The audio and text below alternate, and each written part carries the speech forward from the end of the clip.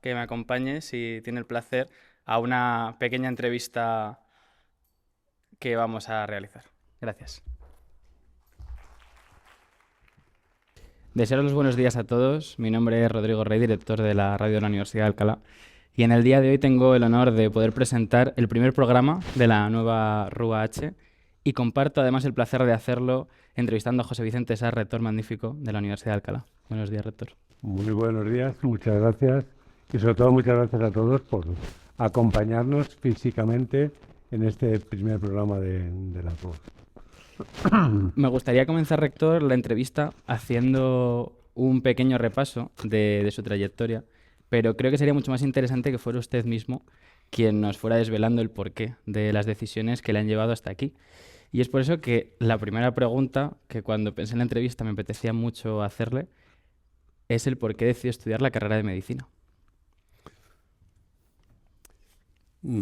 Esa es la pregunta, ¿no? ¿Por qué uno decide tomar un camino en la vida, ¿no?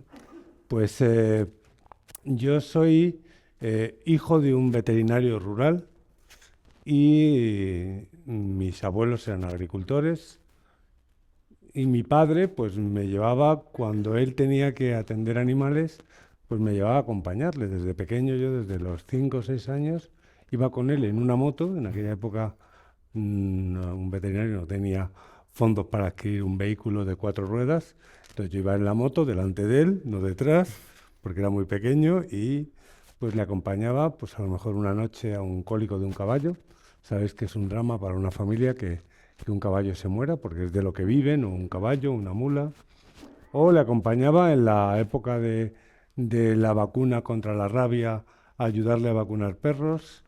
Y según fue pasando el tiempo, pues yo me convertí en el ayudante de mi padre. Bueno, yo puedo decir que mi primer trabajo remunerado fue, y no riáis, por favor, fue vacunar gallinas.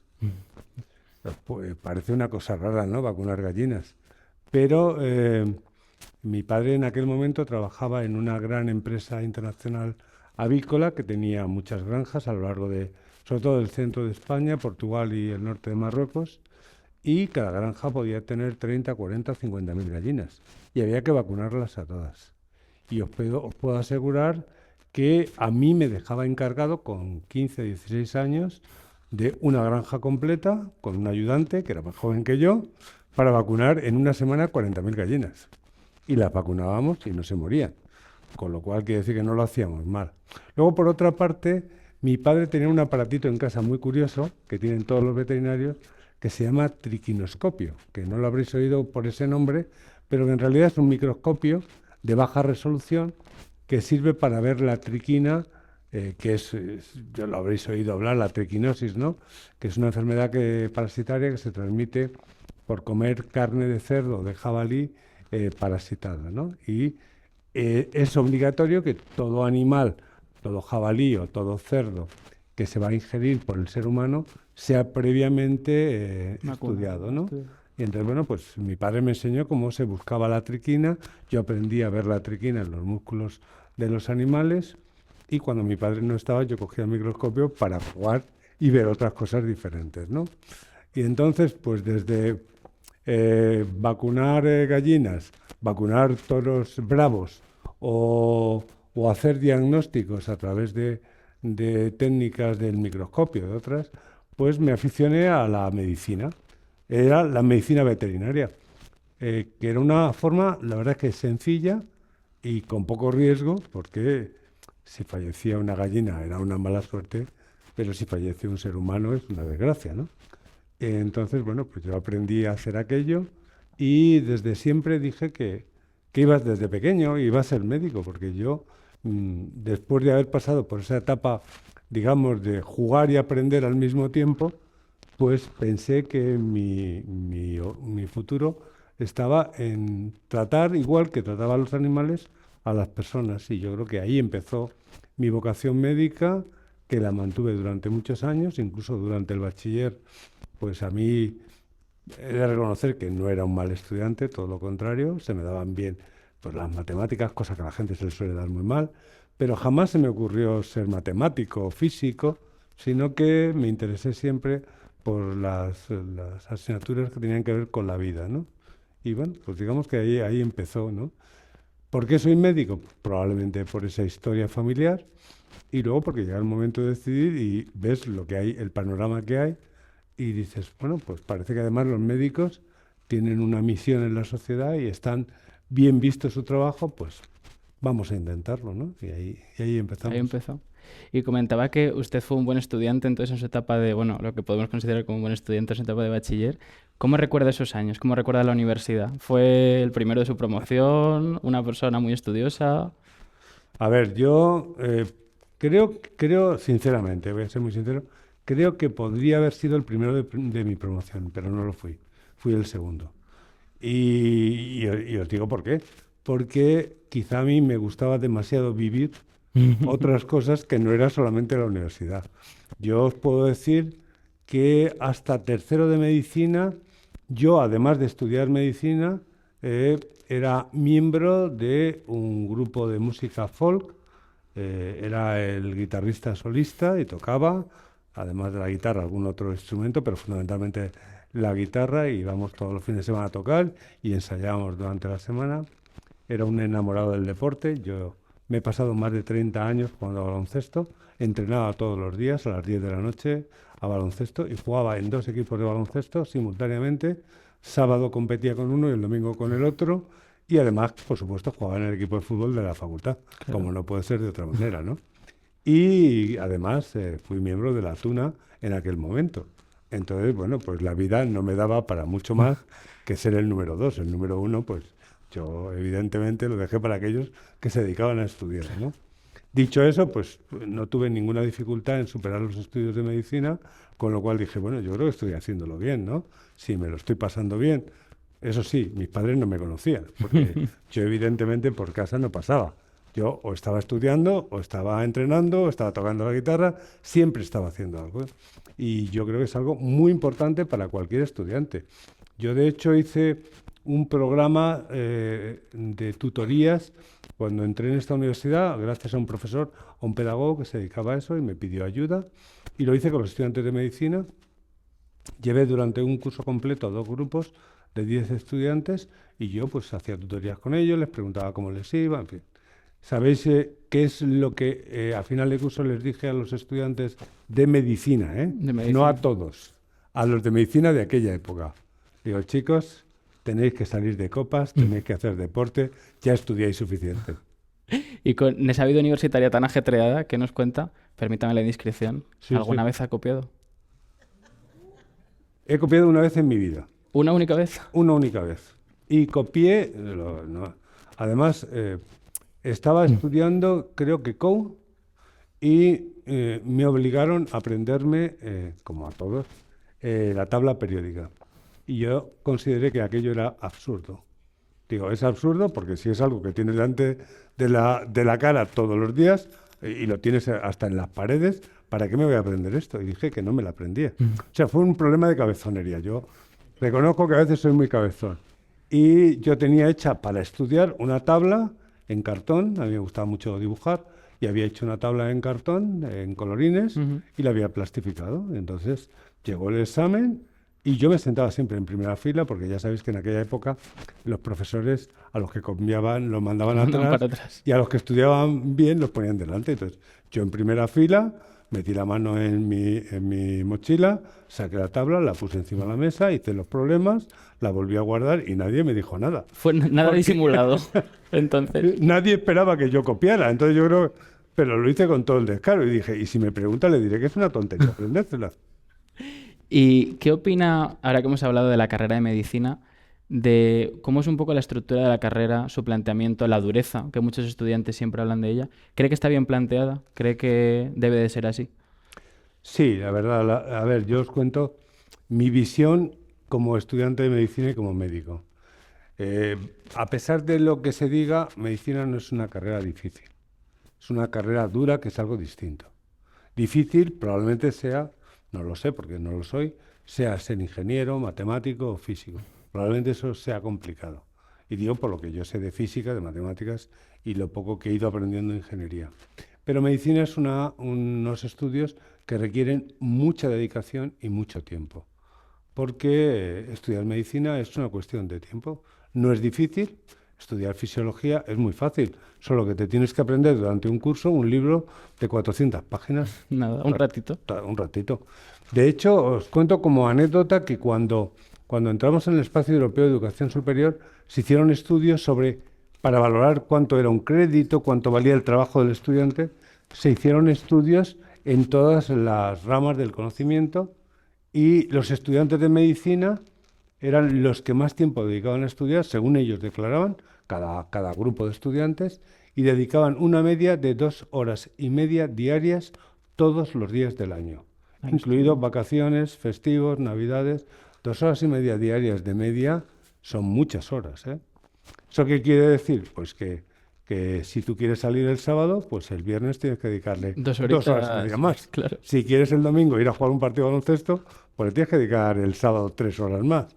En definitiva, no es una carrera difícil y es una carrera muy especial porque yo creo que está muy bien planteada en términos generales. Sigue un modelo muy clásico que es aprender de la mano del maestro, y yo tuve la suerte, la fortuna de hacerlo así. Yo entré en el hospital en tercero de medicina y desde que entré estuve con un médico todo el día. Todo el día que es lectivo, ¿no? Y aprendes de la mano de tu maestro y pues te dice, oye, tú llevas a este enfermo, tienes que enterarte de todo lo que tiene, de la analítica que llega, de todo, y cuando yo venga me tienes que explicar qué es lo que tiene y cuál es tu juicio de lo que hay que hacer. Y pues con esa experiencia de ver todos los días a los enfermos, de hablar con ellos, de ver a los niños enfermos, que es la verdad una maravilla poder cuidar de ellos, y yo es probablemente donde más disfruté, cuidando de esos pequeños que están hospitalizados, pues al final aprendes la medicina como es, y de hecho yo os lo digo y siempre lo digo, el médico que de verdad aprende así tiene una forma de pensar diferente al resto del mundo, y no es mejor ni es peor, pero es distinta. ¿Por qué? Porque desde que tienes 18 años, 19, te enfrentas a la muerte, te enfrentas al sufrimiento, te enfrentas a la enfermedad y tienes que asumirlo como algo propio de la vida. Eso ningún estudiante lo hace. Y no digo que sea bueno ni malo, pero sí que te obliga a pensar y a hacer las cosas de una manera distinta. Y cada vez que tomas una decisión, siempre piensas en la repercusión que tienen las personas. Y eso es inevitable. ¿Y qué le diría a un estudiante actual de medicina, como sé que los hay por aquí? ¿Qué le diría unas palabras? Y también, ¿qué le diría a su yo estudiante? Si pudiera volver hacia atrás un poco y decirle unas palabras al José Vicente Saz de tercero de carrera. A ver, empezamos por lo fácil, es decirle a un estudiante de medicina, nada, que disfrute de sus estudios, porque estudiar medicina independientemente, que no focalice sobre todo lo que quiere ser cuando termine medicina, que estudie medicina, que aprenda medicina, y a lo largo del tiempo la propia medicina le dirá qué es lo que de verdad le apetece ser, si es cirujano, si es endocrino, lo que sea, ¿no? Entonces, los estudiantes de medicina a veces entran con una vocación como muy fija en un horizonte, ¿no? Quiero ser cirujano. Bueno, pues a lo mejor resulta que yo quería ser cirujano y lo primero que hice al entrar en un hospital es entrar en un quirófano. Salí del quirófano decidiendo que no iba a ser cirujano en mi vida, porque aquello no me gustaba. Entonces, bueno, que no se fijen objetivos de entrada, que vayan aprendiendo, y que eso es muy importante. Que dediquen al estudio las horas que hay que dedicarles, que sean mucho, y sobre todo que vivan. Porque para un médico es muy importante, muy, muy importante, conocer a la sociedad, conocer a sus compañeros, conocer cómo funciona la cabeza de las personas, y si no conocen a sus amigos, si no conocen a la sociedad, serán malos médicos. ¿Y al José Vicente, de tercero de carrera? José Vicente, que quizá tendría que haberse fijado más en sus compañeros. Compañeros. Ahora, rector, me gustaría un poco iniciar en esa faceta, en la del cargo, y antes de hacerlo me gustaría preguntarle, usted ha pasado toda su carrera aquí en la Universidad de Alcalá, primero como estudiante, como docente, como investigador, como decano, como vicerrector, como rector. ¿Qué le ha hecho quedarse? ¿Por qué la Universidad de Alcalá? Pues la verdad es que no lo sé, porque bueno, yo empecé de casualidad siendo estudiante en esta universidad, y digo de casualidad En aquel momento solo había 3 facultades de medicina en Madrid, que era la Universidad Complutense, llamada Complutense en aquel momento, antes era Universidad Central, la Universidad Autónoma, que acababa de crearse, y no, he dicho 3, no, había 2, Sí, no había más, no había más. Y bueno, yo, por azares del destino, la Universidad Complutense tenía un campus en Alcalá de Henares. Alcalá de Henares era un campus de la Complutense donde se podía estudiar medicina igual que en Madrid. Eh, en aquella época, bueno, pues no te lo planteas y eliges, que es el primer criterio de elección, el lugar más cercano. Entonces yo vivía en San Fernando de Henares y a mí Alcalá pues era caerme de la cama al pillaba muy tren cerquita. y del tren al apeadero. En aquella época solo había 2 estaciones hasta aquí. Bueno, 3, era Torrejón, Alcalá Y está. y esta. Con lo cual es que estabas en 15 minutos, 20 minutos. Entonces, bueno, pues yo vine aquí. Cuando terminé la carrera, pues como todos los médicos, hice el MIR, lo estuve realizando durante 4 años en el Hospital La Paz de Madrid.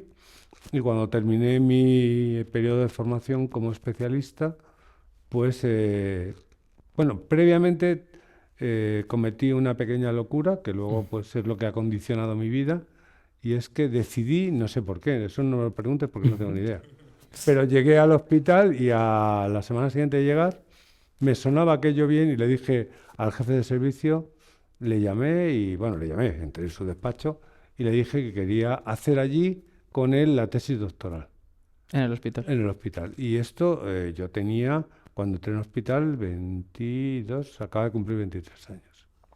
Y entonces le dije que quería hacer la tesis doctoral. ¿Por qué? Ya te digo que no lo sé. Porque me sonaba bonito, porque yo qué sé, eso de ser doctor, además de ser doctor médico, doctor, eh, pues me sonaba bien, pues yo se lo dije a mi jefe, le pareció fantástico, me preguntó el tema y dijo, qué casualidad, porque yo estoy haciendo la tesis del De eso mismo mismo. tema. Y dijo, mira, tú puedes dedicarte a la parte del diagnóstico, yo me dedico a la parte clínica y hacemos un trabajo fantástico. Bueno, pues así lo hice y dio la casualidad que poco antes de terminar mi periodo de residente, de ser médico especialista, ya era doctor. Y en esta universidad, pues salió una plaza y la catedrática de microbiología que me conocía, pues me pidió que presentara la documentación para optar a Para... la plaza porque llevaba varios años ofertándola y no se presentaba ningún médico, yo era microbiólogo, que fuera microbiólogo y doctor. Y yo ya lo era. Entonces, bueno, pues eché los papeles y cuando terminé mi especialidad, pues mi jefe del hospital me dijo que tenía una oferta de trabajo para mí en Baleares, en Sondureta, en el hospital de Sondureta. En aquella época éramos muy pocos, son médicos. Ten en cuenta que terminábamos medicina al año unos 20.000 y el MIR se formaban unos 1.100, 1.200 En personas toda España. en toda España. Entonces esos son los que nos formamos, con lo cual era muy difícil entrar al MIR, pero muy fácil, una vez que lo Luego... habías hecho, tener un puesto de trabajo. Y entonces me encontré que había sacado una plaza por concurso en Alcalá y una plaza que me ofrecían en Palma de Mallorca. Y bueno, pues La de ahí Palma... me tiré un mes, el único mes de mi vida que no he trabajado, que fue el mes de enero, y decidiendo dónde iba. Y al final, pues decidí, porque dije, bueno, eres muy joven, había cumplido 25, 26 años por ahí, 26, y dije, eres muy joven, pues si no te gusta aquello, pues ya podrás cambiar. Y me vine aquí a Alcalá, y la verdad es que me encantó lo de la docencia, es muy bonito, me encantó la relación con los estudiantes. En aquella época yo era tan joven que muchos estudiantes casi tenían mi misma edad, con lo cual era compartir mi vida con gente De tú a de una tú. edad muy similar, ¿no? Y además vi que me relacionaba bien y ellos me aceptaban y bueno, pues fue bonito y ahí nos quedamos y pues una cosa lleva a la otra y acabamos aquí. Y hasta aquí. Pues ahora me gustaría preguntarle por un hecho que yo creo que une un poco su doble faceta de rector y de médico, y es retroceder un poco hasta casi ya 6 años van a hacer ahora y hablar un poco de la pandemia, de la COVID-19, que aunque ya parece algo lejana cuando la recordamos, yo creo que especialmente esta zona de aquí, el Corredor del Henares, lo vivimos muy, muy duramente. Y usted encabezaba la universidad en ese periodo como microbiólogo, como médico, como rector y además siendo una de las universidades pioneras en adaptarse a las medidas del COVID. ¿Qué cree usted con retrospectiva de todo aquello? ¿Cómo cree que fue todo? ¿Cree que se podría haber hecho algo diferente? En primer lugar, creo bueno, primero a mí no se me ha olvidado, evidentemente, porque yo viví, como dice la canción, con el corazón partido, porque yo era rector y mi responsabilidad era, en una época de crisis muy dura, dirigir la universidad y tratar de que las cosas funcionaran bien y que todos estuviéramos bajo condiciones de seguridad, pero al mismo tiempo yo soy jefe de servicio de microbiología del hospital y yo, para un microbiólogo, esto era una oportunidad única. Claro, Lo tenéis que entender, que aprender en una pandemia, aprender medicina es algo muy importante, ¿no? Entonces, bueno, eh, opté por la responsabilidad, seguí siendo rector. Eso sí, es verdad que muchas tardes, noches, me venía al parking, me escapaba, porque era ilegal, claro, salir de casa, era cuando estábamos encerrados, me escapaba y quedaba con algún compañero del hospital para que me pusiera al tanto cómo iban las cosas. Entonces yo tenía información de primera mano de lo que estaba de lo que ocurriendo sucedía. en el hospital. Y como bien dices, pues es cierto que la pandemia, los primeros casos se detectaron en Torrejón, pero la primera gran ciudad afectada por el COVID fue Alcalá de Alcalá. Henares. Y de hecho, este fue el primer hospital, y señalo hacia allí, si no me equivoco, porque está por allí, ¿no? Mm. Este fue el primer gran hospital que se colmató, es decir, se llenó de enfermos por la pandemia y no tenía capacidad para más que lo que tenía. Y yo, sinceramente, estoy muy orgulloso de nuestra universidad porque os aseguro que el gran problema que tuvimos el equipo de gobierno que dirigíamos en aquel momento la universidad y yo a la cabeza de él era decidir de todas las opciones y alternativas que nos daban nuestros compañeros cuáles eran las más factibles de realizar y cuáles eran las que más iban a ser útiles para el hospital y para la sociedad. Entonces recuerdo, por ejemplo, cosas que hizo esta universidad, no que hice yo, que hizo esta universidad, pues por ejemplo, los ingenieros montaron una cadena, digo la EPS, Ujú. montó una cadena de impresoras 3D para fabricar piezas para respiradores. Piezas que sirvieron a este hospital y que cuando se enteraron nos las pidieron del Hospital de Henares y de otros hospitales. Eso yo soy consciente de que salvó muchas vidas. Vidas que salvaron nuestros ingenieros gracias simplemente a la iniciativa de decir, oye, tenemos impresoras 3D, basta con que nos den los planos de la pieza y nosotros fabricamos todas las piezas que nos den, ¿no? Es una cuestión que se hizo en esta universidad y yo creo que de la que tenemos que estar todos muy orgullosos. También me llamaron de los servicios de bioquímica y de microbiología diciendo que teníamos la tecnología para montar la PCR famosa del diagnóstico del COVID, ¿no? En aquel momento ya nuestro hospital era el primero de Madrid en número de diagnósticos de PCR diarios. Bueno, pues montamos un laboratorio que al final fueron realmente dos, porque casi se duplicó en la Facultad de Medicina con nuestros profesores y nuestros técnicos. Y primero dimos servicio a la UME, todos los diagnósticos de COVID que hizo la UME los hizo la Universidad de Alcalá y además duplicamos el número de PCRs que hacía el hospital. De manera que el Hospital Príncipe de Asturias era el hospital que más diagnósticos de PCR hacía por paciente en España, de lo cual tenemos que sentirnos orgullosos porque lo hizo la universidad, no lo hizo el hospital. Y ya por último, por terminar y por no entrar en más detalles, porque os aseguro que hicimos muchas cosas en la universidad, lo último que hicimos es montar un hospital de 100 camas. Tomamos ¿Dentro de la universidad? dentro de la universidad. ¿Dónde A fue? lo mejor algunos no lo recuerdan, pero os lo cuento. Tenemos un mal llamado pabellón, que es el pabellón Gala. Digo mal llamado porque realmente son 5 aulas de actividad deportiva que se pueden unir porque están separadas por paneles de madera corcho, ¿no? Para aislar del ruido. Bueno, pues lo que hicimos es retirar los paneles y convertir 5 aulas de 300 metros en una nave de 1.500 metros cuadrados. Y allí, bueno, algunas zonas las separamos, se metió oxígeno, se metió agua, todo lo que requiere un hospital básico para funcionar.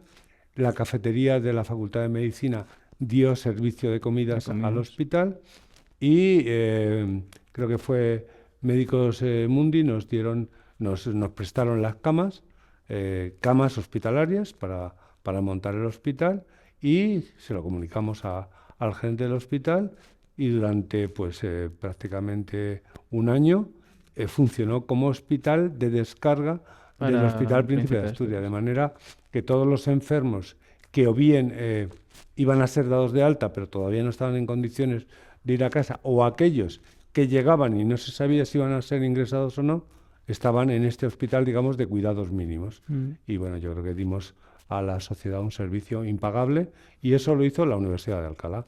Así que yo estoy realmente satisfecho y muy contento de que hiciéramos aquello. No solo eso, y ya termino porque se me olvidaba algo muy importante. Al final justo del periodo de confinamiento, recordáis que hubo que hacer una EBAU en aquel momento, se llamaba así. Se examinaron 5.000 estudiantes. Hubo que hacer más de 30.000 exámenes.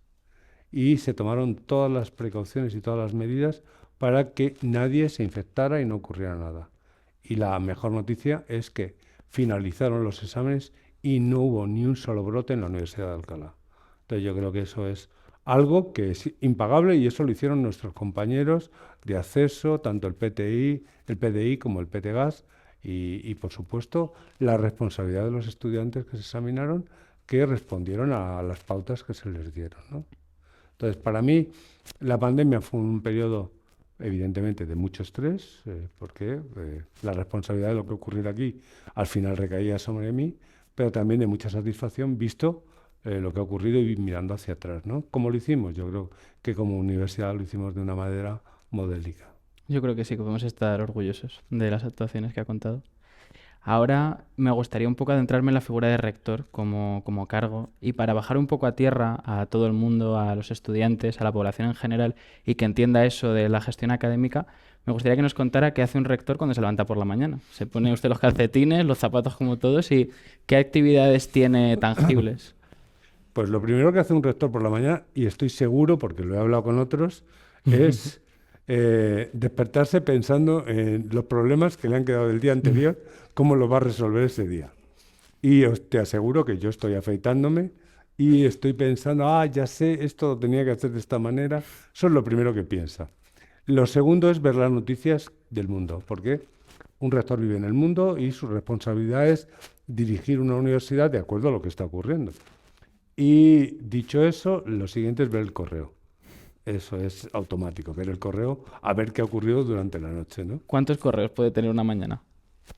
Un Cuando número. me levanto por las mañanas, Sí, yo cuando me acuesto dejo limpio la la bandeja. bandeja. Y cuando me levanto suele haber 60, 70. Sí, a lo largo del día, desde luego, 200 no es un número exagerado. Y bueno, es algo que, es decir, que a veces hasta nos obsesiona, porque tú te vas a ir, yo por ejemplo esta tarde voy a Toledo, porque tengo un acto allí en Toledo. Y quiero irme dejando todo limpio, Todo hecho. ¿no? Todo hecho. Firmados vuestros certificados de que habéis estudiado y que habéis finalizado para que alguien pueda conseguir un trabajo. Yo eso lo hago a diario, no procuro que no pase ni un día entre que me envíen un certificado de finalización de estudios y lo firmo, porque sé que a vosotros os importa mucho porque os va el puesto de trabajo muchas veces en eso. Pero también es verdad que tengo compañeros que necesitan que le firme algún documento o algo en el día.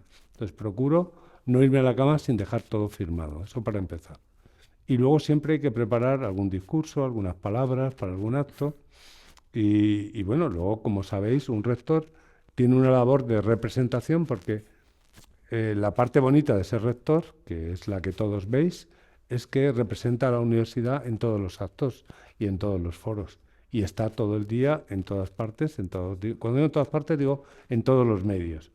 De hecho, a mí mi familia me dice, oye, si estás en la tele, en la radio, si estás dando discursos, y dices, ¿tú cuándo trabajas? Y hombre, pues en el tiempo libre, Claro. evidentemente, claro.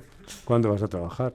Pues cuando llegas a casa todas las tardes, a las 7, a las 8 de la tarde, te pones a trabajar hasta que termines. Los fines de semana, evidentemente, pues todos los sábados hay que dedicarle 2 o 3 horas, y normalmente la tarde entera del domingo, claro. Ese es el trabajo de un rector. ¿Y en qué piensas? Pues en tratar de resolver todos los pequeños o grandes problemas que surgen en una universidad. Yo os diría que no hay día que no haya al menos 2 o 3 problemas que resolver en el que el rector tenga que tomar una decisión. Es verdad que la mayor parte de las veces son decisiones fáciles, pero desgraciadamente no siempre son fáciles, porque afectan a personas, y cuando afectan a personas, pues la decisión no es sencilla, porque tienes que tomar una decisión que va a beneficiar a uno, pero va a perjudicar a otro, y hay que sopesar qué es lo que vas a hacer, ¿no? Evidentemente cuento con un equipo fantástico que me ayuda en eso, porque si no fuera por ellos yo no podría dirigir la universidad, y miro a algunos de ellos que están por aquí, ¿no? Y de todas sus competencias, sus actividades, los eventos a los que va, ¿qué es lo que más le gusta de ser rector? Una actividad concreta, algo que suele hacer. Yo os puedo decir que lo que más he disfrutado de ser rector es las personas a las que he conocido. He tenido, y eso es un lujo, he tenido la oportunidad de conocer personas irrepetibles. Y eso es algo que si no hubiera sido rector no lo habría No lo había logrado. hecho. Y ahora me gustaría preguntarle algo un poco más personal, y es ¿cuál cree que ha sido en sus 2 legislaturas como rector su mayor acierto y su mayor fallo, o el hecho que no le ha terminado de convencer? A ver, yo creo que mi mayor acierto, no quiero pecar de falta de humildad, pero creo que mi mayor acierto es escuchar a las personas, de lo que no me arrepiento, y creo que cualquier persona que ha querido hablar conmigo ha tenido siempre la puerta abierta de mi despacho, incluso muchas personas que no son universitarios, ni tienen ninguna relación con la universidad. Evidentemente, como siempre digo, la prioridad es diferente. No es lo mismo que me pida una reunión, un decano, una facultad, incluso un estudiante, que me la pida un señor que a lo mejor quiere entrar a la universidad o que tiene un problema. Bueno, evidentemente los de casa estáis primero y después vienen los demás, pero yo creo que escuchar a las personas es muy bueno por ellas, porque yo sé que muchas veces simplemente escuchando ya he ayudado, y hay veces que además, alguna vez, y eso sí que es una suerte, puedo ayudarles. Si les puedo ayudar, fantástico, pero no siempre puedes ayudar. Pero sí que es cierto que solo escuchar en el 90% de las veces Ayuda es mucho. suficiente, ¿no?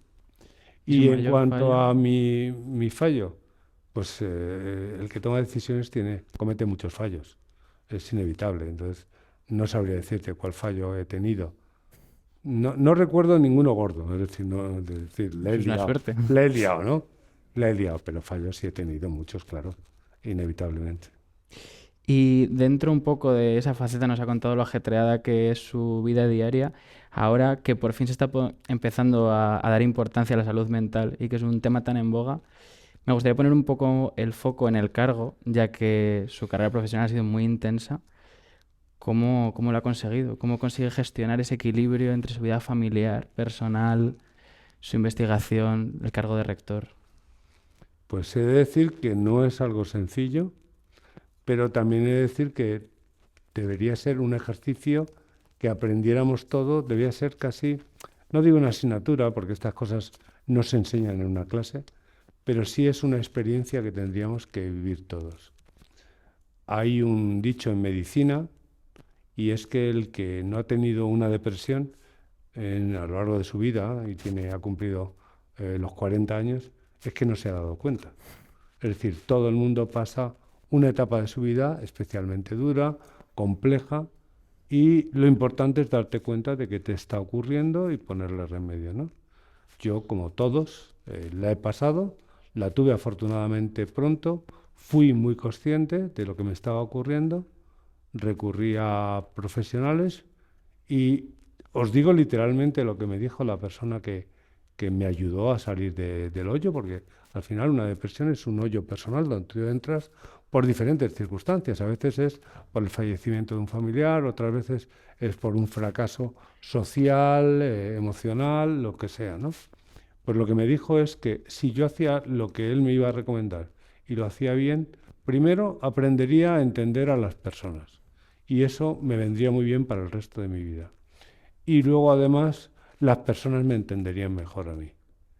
Yo creo que para mí el secreto de poder haber llevado, digamos, bien o haber soportado la presión, que es mucha, a veces es una presión, bueno, ya sabéis que si se describe el estrés, los rectores estamos a la cabeza de las personas que tienen estrés.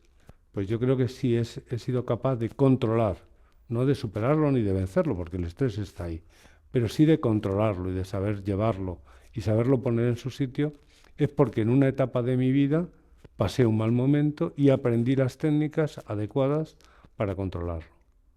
¿Y alguna vez, ya sea en esa etapa o en su desarrollo en el cargo de rector, se ha sentido superado o ha deseado alguna vez haber renunciado, no haber aceptado el nombramiento?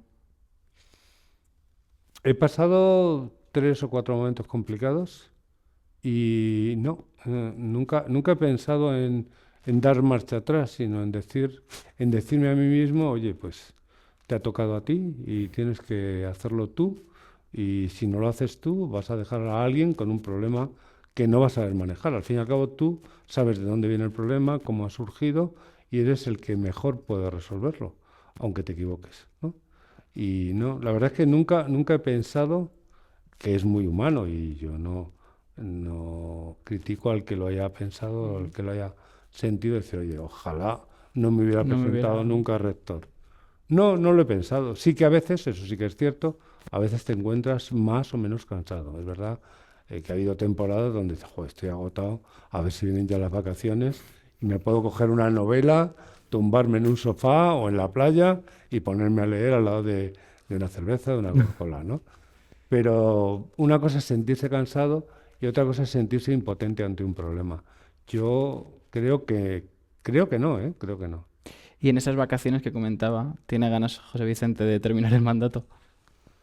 Pues, a ver, por un lado, no te voy a negar que cuando termine mi mandato de rector voy a tener una melancolía que es natural y es buena, porque si no la tuviera no me importaría lo que estoy haciendo y como me importa y me gusta, pues, pues voy a tener una cierta melancolía, o un cierto recuerdo y añoranza de lo que significa ser rector, pero por otro lado va a ser un descanso fantástico.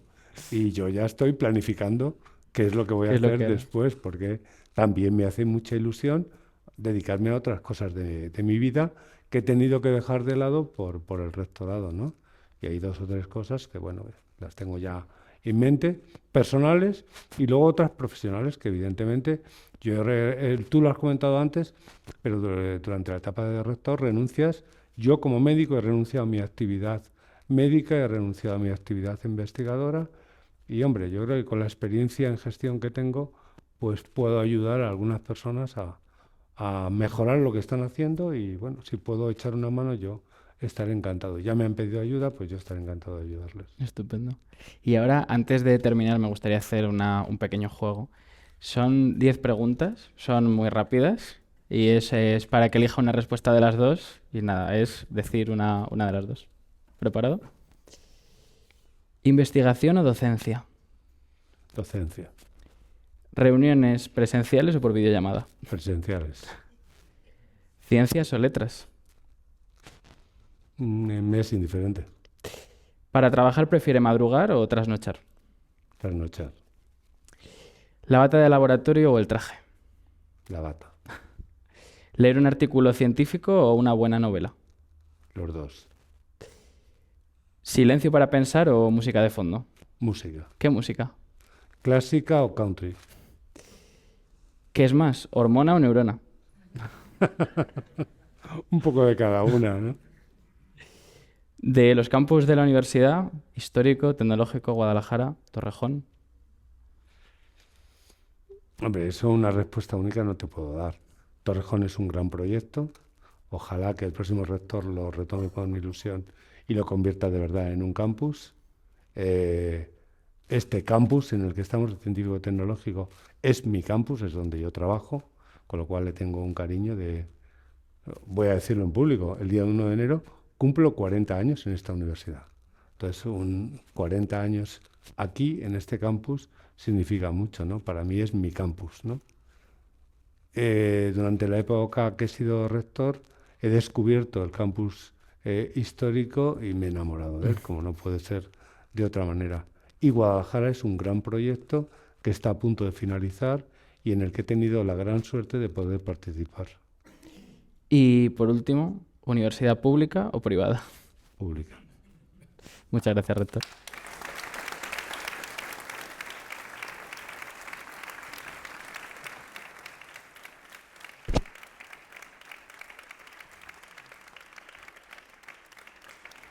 Ahora me gustaría cerrar la entrevista hablando de las inminentes elecciones a rector que se presentan en la Universidad de Alcalá. ¿Qué opina de eso que dicen por ahí de que haya más de un candidato? Bueno, pienso que es lo normal en un ámbito democrático. La universidad es, y lo digo además también con orgullo, es el ámbito más democrático que conocemos, donde, y vosotros lo sabéis, todos podemos decir lo que queramos, siempre que no ofendamos a alguien, tenemos la libertad de hacerlo, tenemos todos los foros a nuestra disposición, participamos todos, participáis vosotros como estudiantes, los profesores, el PTGAS. A veces incluso yo creo que es demasiado democrático porque hay cosas que tenemos que votar tantos órganos en la universidad que somos un poco lentos, pero solo por eso, ¿eh? No porque tengamos que opinar. Y dicho eso, pues lo normal es que ante unas elecciones a rector, pues haya varias opciones. Hombre, a mí sinceramente no me gustaría que hubiera 5 o 6 candidatos, porque creo que eso, con perdón, es un desbarajuste. Pero que haya 2 opciones me parece lo razonable. 2 formas diferentes de ver la universidad, siempre que presenten sus proyectos con educación, con las formas. Os habréis fijado que los profesores tenemos una forma de hablar, y luego os cuento una anécdota, pero tenemos una forma de hablar muy particular. Hablamos siempre de una manera muy cortés, somos capaces de insultar a alguien, pero con una sonrisa en la boca y sin chillar. Es lo que llamamos la cortesía universitaria, ¿no? Y yo recuerdo que una vez estábamos negociando con un político y pues, le estábamos diciendo claramente que lo que nos estaba contando no nos interesaba, nos parecía todo mal, pero claro, lo decíamos en el tono en el que yo te hablo a ti. Y cuando nos íbamos, luego un colaborador suyo nos decía, me ha preguntado tal persona que ha ido bien la reunión. Dice, yo le he dicho que no se ha enterado de nada. Y digo, efectivamente, digo, no se ha enterado de nada. Dice, es que le tenéis que gritar. Si no le gritáis, no se va a enterar, ¿no? Entonces, bueno, pues yo lo que pido es que esa cortesía universitaria se mantenga en las elecciones, porque es lo que de verdad aprendemos en la universidad y de verdad lo que somos. Lo cierto es que me encantaría preguntarle por su favorito, pero me limitaré a saber qué consejo les daría tanto durante la campaña, que es un poco lo que ha comentado, como luego una vez salga elegido el futuro rector. ¿Qué le diría? En cuanto a la campaña, yo creo que ya lo he dicho, que la campaña tiene que basarse en proyectos.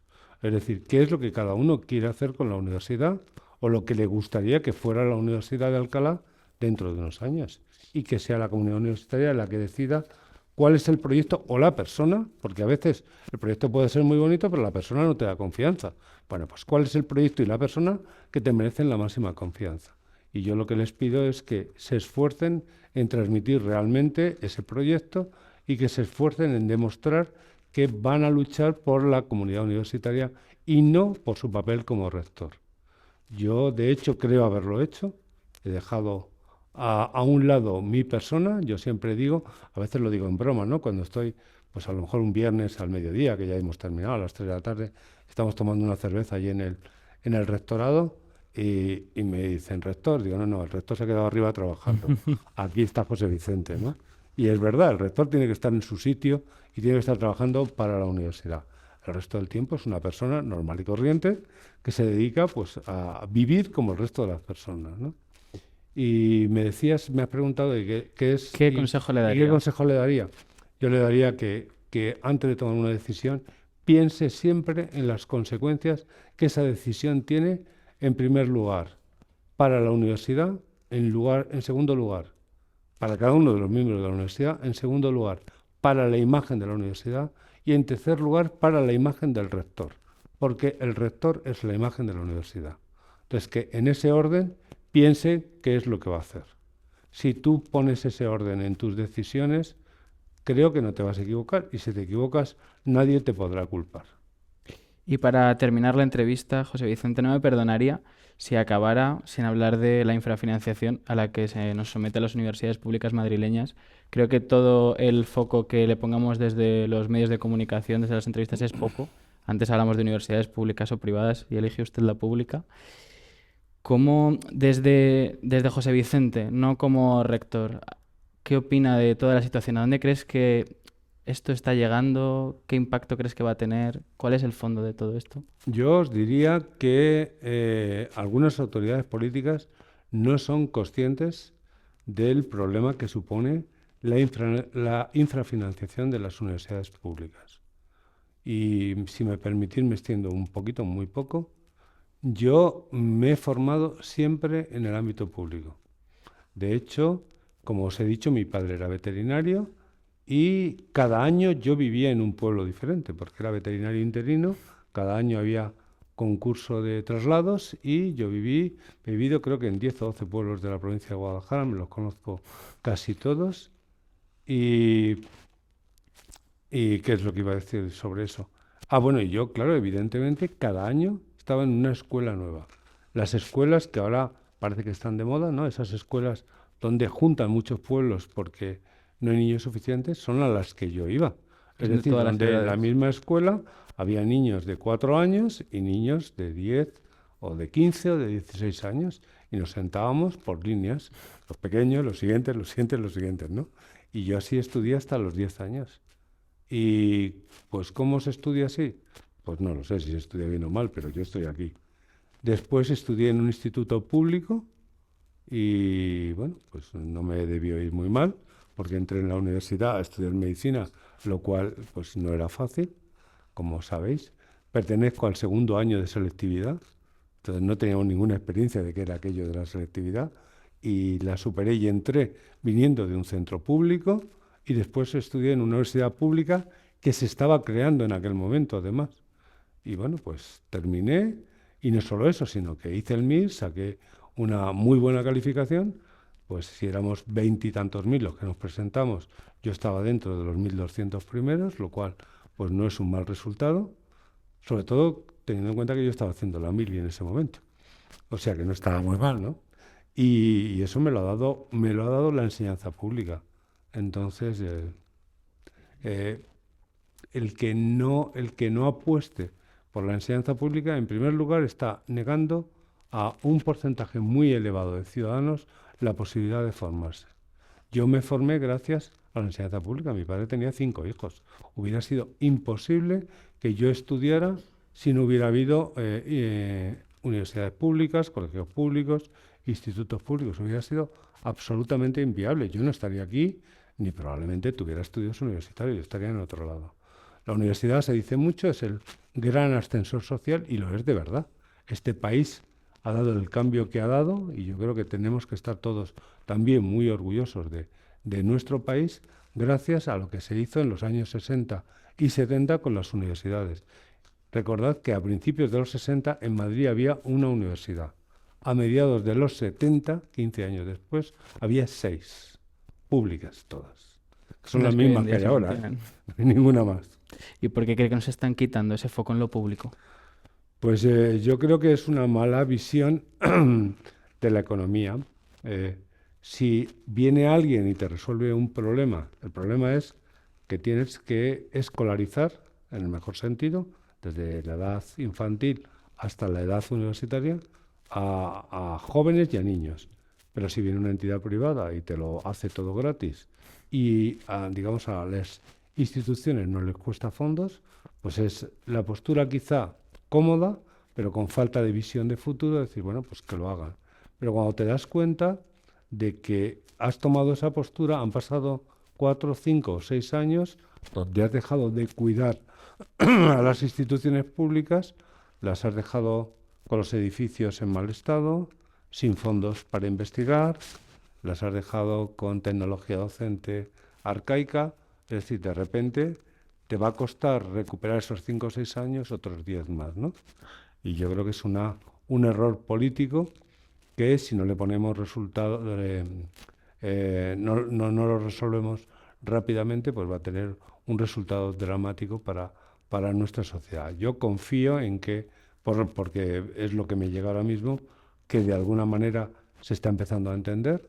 De hecho, esto, yo lo comentaba el otro día, sabéis que pertenecemos a una universidad europea, UGLOC, y estuvimos en la Asamblea General de UGLOC, y a mí me preguntaban los rectores de las universidades de París, Alemania o de Oporto, me preguntaban qué estaba pasando en Madrid con las universidades, que si lo íbamos a solucionar o no.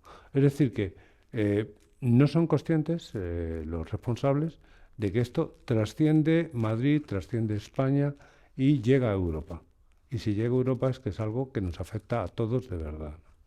Entonces yo creo que la apuesta por la universidad pública es un bien necesario y que invertir en universidad pública no es gastar dinero, sino que es realmente invertir.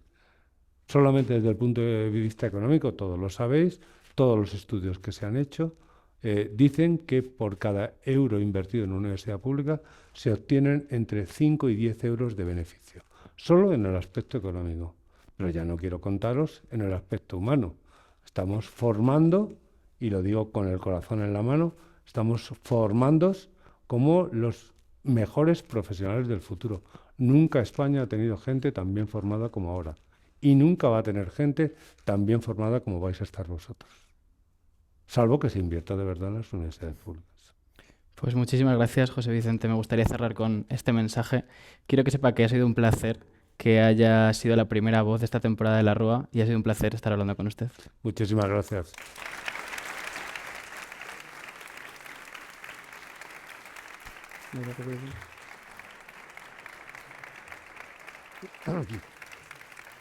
Voy a decir dos palabras.